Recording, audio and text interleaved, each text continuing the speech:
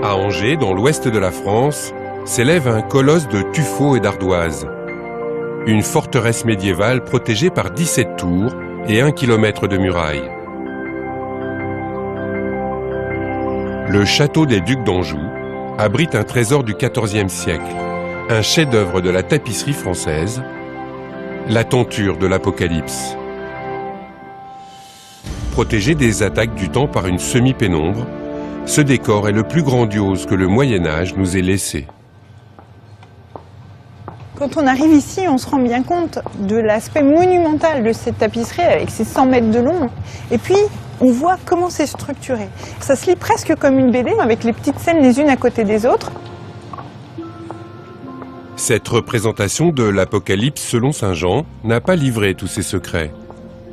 Ils ont dû être des dizaines d'artisans tapissiers à travailler sur cet ouvrage. Seules les plantes qui ont servi à les colorer ne sont plus un mystère. La gaude pour les jaunes, la garance pour les rouges et le pastel pour les bleus. C'est une œuvre extrêmement monumentale, vraiment quelque chose de compliqué à réaliser, qui pourtant l'a été dans un délai assez court, 7 ans, entre 1375 et 1382, ce qui montre bien toute l'énergie qu'on a mis à réaliser cette œuvre de grand prestige pour un commanditaire qui devait un petit peu être pressé d'avoir sa tapisserie.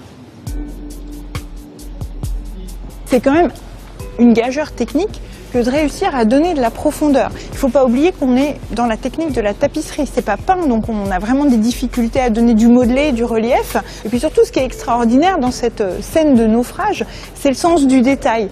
Par exemple, on voit un personnage et on le voit sous l'eau. On a vraiment la sensation que ce personnage, il est sous l'eau. C'est étonnant de réussir à rendre cet effet de transparence alors qu'on a un matériau qui est complètement opaque, les fils. Et on a coutume de dire que c'est presque une œuvre multimédia, parce qu'on a de l'image, on avait du texte, et l'air de rien, on a du son partout dans la tapisserie.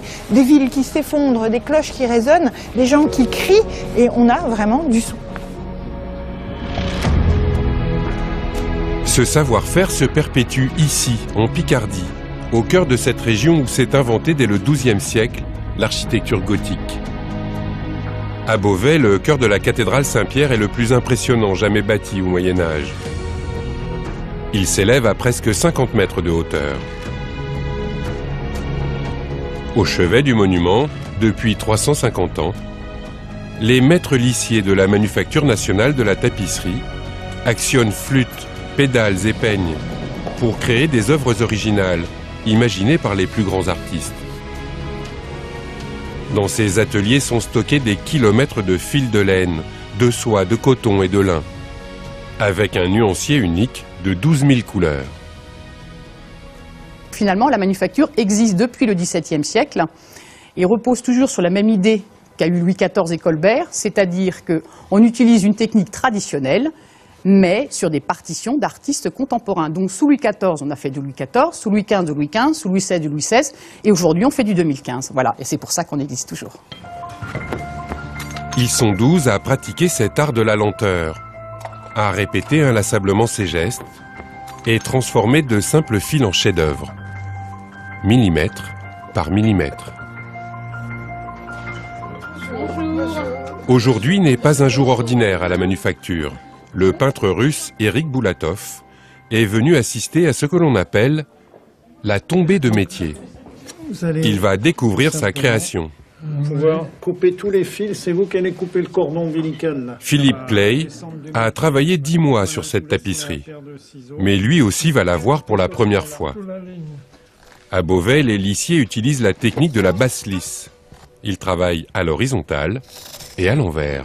C'est une cérémonie, puisque ça clôture un certain nombre de semaines, de mois, voire parfois d'années de travail. Et ce qui est important, c'est que tous ceux qui ont participé à cette œuvre puissent couper quelques fils. Voilà.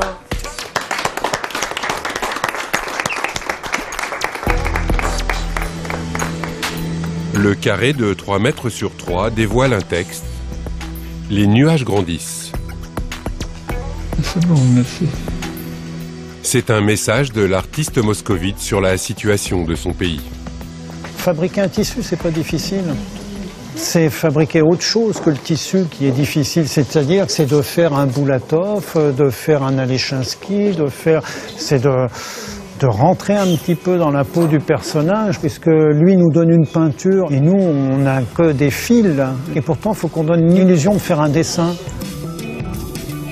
Elle va aller vivre sa vie ou dans des expositions, ou peut-être pour meubler le bureau du président de la République, ou du Premier ministre, ou d'un ambassadeur de France à l'étranger. Donc elle va faire rayonner la culture et le savoir-faire français.